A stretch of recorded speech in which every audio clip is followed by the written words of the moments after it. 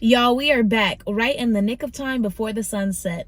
Now, I asked you guys on Instagram, what are some things y'all want to see me address on YouTube? And I got a really good answer I wanted to do right now. The Ava Stone says, what are some things you wish you would have known before you started a business? Child, we are hopping into it. But first, before we get started, please subscribe to my channel, subscribe to my Onlyfans. Follow me on Instagram, whatever your favorite social media platform is, make sure you follow me on there. The content is good.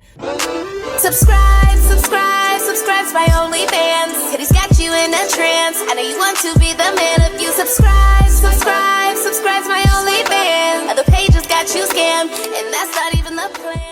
Now let's hop into it. For those of y'all who were really good customers of mine, let me start off by saying thank you so much for not only supporting my business, but like wearing the stuff, telling your friends about it, believing in me, giving me your coin, all of that. This year, I've decided not to focus on the champagne room as far as lingerie and swimwear. Personally, I do feel like I'm growing out of several things. One, I'm growing out of the interest.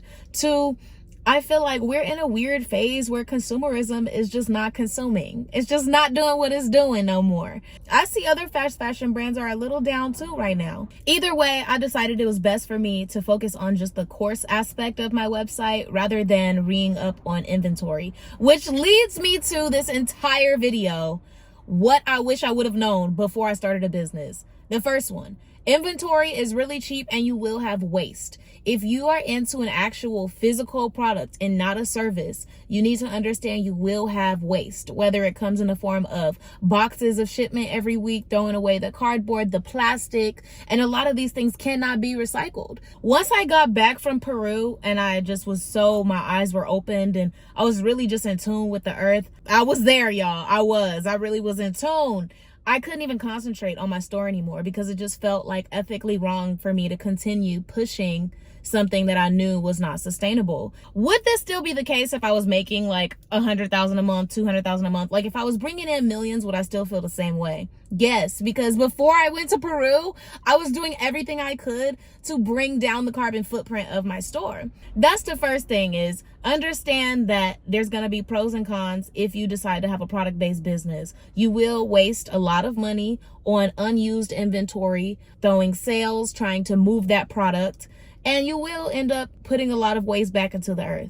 With that being said, if I were to do this all over again, there's certain things I would do. The first thing, I would not repackage anything. I think a lot of us, when we order from wholesalers, we feel the need to retag, repackage, do all this extra stuff for the brand. The obligation that I have to the earth is more important than changing the polyplastic on the outside to one that has my brand on it. I'm sorry, I can't do it. The second thing that I would not do, you guys, is do extended sizes. We were in this really weird era, like from 2019 to really last year, of like inclusivity. Everything had to be inclusive, which was toxic AF. Let's talk about it.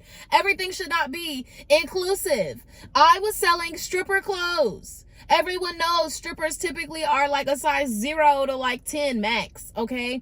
And that's just the way the image industry is. But we were having crybabies, saying the whole time, why don't you sell 4X? Why don't you sell 3X? So here I am getting bullied on the internet when that's not even my core demographic. And I have mentioned this before, but I can't stress it enough. Honestly, this should be number one, things I wish I knew. Stick with your core demographic and don't let other people try to bully you into accommodating them, because most of the time these are not going to be good customers anyway. People like to complain, and there's always going to be complaints. You cannot make 100% of people happy. As long as you make about 85% of them happy, you are good. So you can't be obsessed with the perfectionism in the branding. You cannot be obsessed with trying to make every single person happy, whether it's a size or a color or whatever type of inclusiveness, because at the end of the day, you lose your identity. You lose that brand identity which you are known for. And let's face it, everything in branding, everything in the champagne room, everything in the strip club, everything at KFC ain't for everybody. And that just is the way it is. You do that one demographic you have and you remain good at it. That's that top piece of advice I have for today. Now let me calm down so I can get to the next one. Whew. Y'all want to know something else? Speaking of being inclusive and sizes, this one is so pivotal. This next piece of advice is super critical for small business owners. especially Black business owners.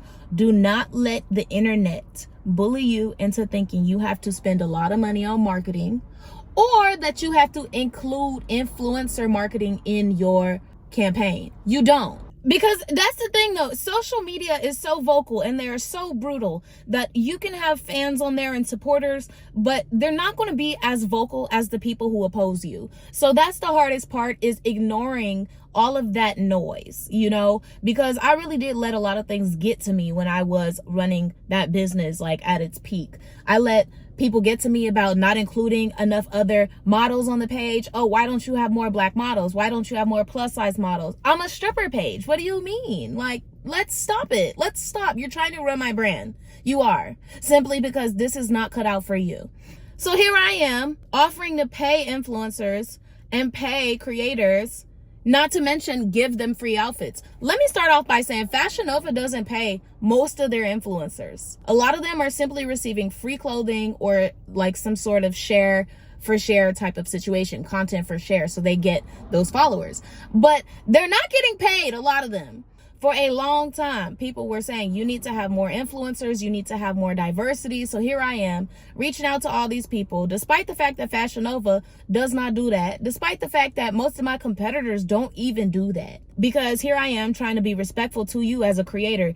From creator to another creator, if you say this is my rate and this is my turnaround, this is how I work, then I'll respect that, you know, if it works for my brand. And there were quite a few creators that I did respect their terms, and they just never gave me back any products.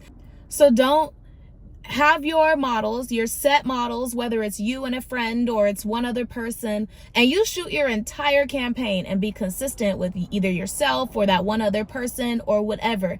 But don't let any outside influence come in and basically try to tell you how to spend your marketing budget. And that goes for Facebook, Google, Instagram ads as well. Last year, I spent thousands, like tens of thousands of dollars on Google ads and Facebook ads. And after that privacy update changed, oh my gosh, all that money went down the drain. Those types of ads are not going to be the best use of your money. Right now, the best use of your resources is TikTok, because it's free. It's free to promote your brand, and if you make 30 videos, 2 of them gonna go viral minimum. I see why a lot of TikTok brands are having success, especially with no marketing budget, because that's the way, the truth, and the life right now. The final piece of advice I would give anybody, especially myself, if I could redo it all again, is to start your business with either scaling or selling in mind. Don't just start with zero direction on what the end point is going to be. And I know that certain really successful entrepreneurs don't feel that way. They feel like, oh, if you're starting with selling your business in mind, are you really passionate? Is this for you? That's the wrong mindset. I don't care. The reason why I believe you should start with the end in mind is because eventually there is going to be an end. Nothing goes on forever. You need to be considering what happens when I get too big to do this all by myself. Can I sell my company and still have it do really well without me? Will other people see the valuation without me running it? Also, am I a good leader? Are there classes I need to take, skills I need to get better at?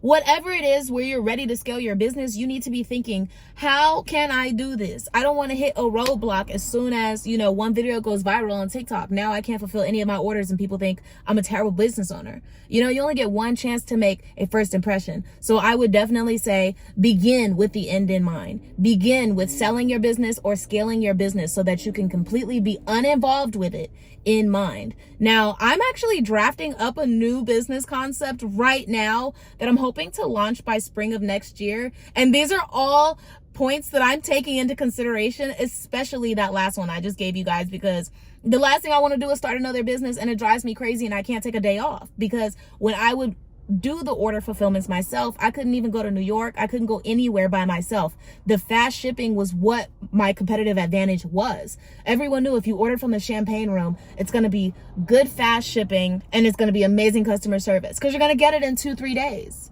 Versus if you would order from a competitor, there was just no guarantee that you would get it as fast as mine. However, you got to think with that kind of guarantee, girl, you can't be going on vacations. You can't be doing none of that stuff that compromises the competitive advantage of your business. So these are the tips I would have given myself if I had the chance to start it all over again, or just things I wish I would have known from the beginning.